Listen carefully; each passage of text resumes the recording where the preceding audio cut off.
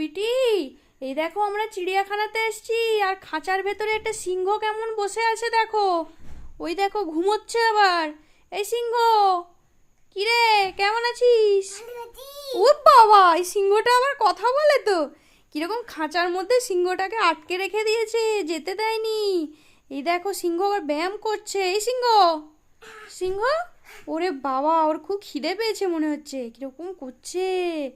ওরে বাবা, কি খেয়ে নিচ্ছে একটা টুইটি, দেখো খাবার খাচ্ছে সিংহ। ওরে বাবা, এই সিংহটা না একদম বাচ্চা সিংহ, একটা একটা ছোট্ট বাচ্চা বেবি সিংহ।